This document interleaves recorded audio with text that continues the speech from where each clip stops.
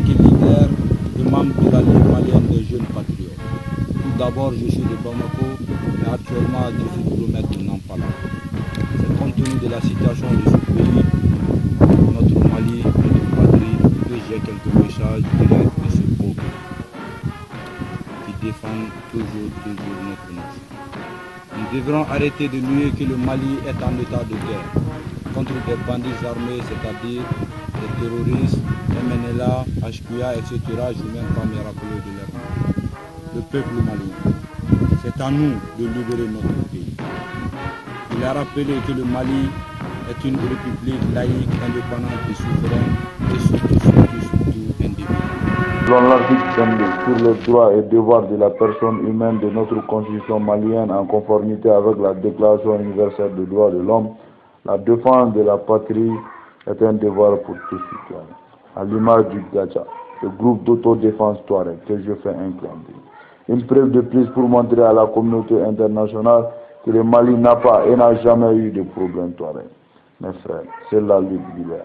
Nous devons savoir que c'est avec le sang et les cendres de ceux qui ont trouvé la mort en défendant la patrie qui créera un Mali de nos rêves.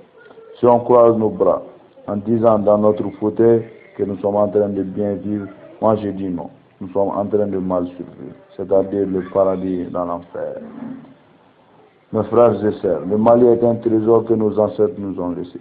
Mais être un bon citoyen est une bénédiction que Dieu, Allah le Tout-Puissant, Yahvé, nous accorde. La meilleure attaque, c'est la défense.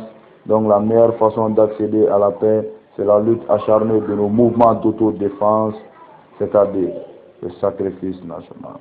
Nous devons les traquer, les botter dans leurs choses s'il le faut, jamais les laisser. Et nous devons toujours rester sur nos gardes dans des moments pareils. Malheureusement, il y a des moments où la violence est le seul chemin qui assure la paix et la justice sociale. Et nous ne devons pas aussi nous laisser dans la main de nos politiques, et qui ont pris le 26 mars en otage, qui ne expliquent rien au peuple qui les a portés haut, qui ne plébiscitent même pas le Parlement qui les a portés haut, c'est-à-dire qui représente le peuple dans certaines décisions. Nous devons savoir que tout ce qui s'est fait pour nous, sans nous, est contre nous. C'est-à-dire l'accord d'Alger, on est contre. Parce que l'intégrité du territoire, ça ne se négocie pas. L'unicité des Maliens, ça ne se négocie pas. La laïcité non plus. Donc, on négocie sur quoi? Mais, s'ils veulent jamais, je dis jamais, répéter l'erreur de l'intégration de 92 en insérant dans nos services publics des bandits qui ont tué nos frères en 2012 à la Gueulog, je dis non.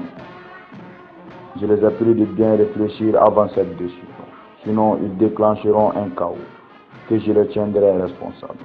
Je vais dire aussi aux dirigeants d'arrêter de tout jeter sur l'Occident, particulièrement la France. La France défend ses intérêts, nous aussi nous devons défendre nos intérêts. Merci.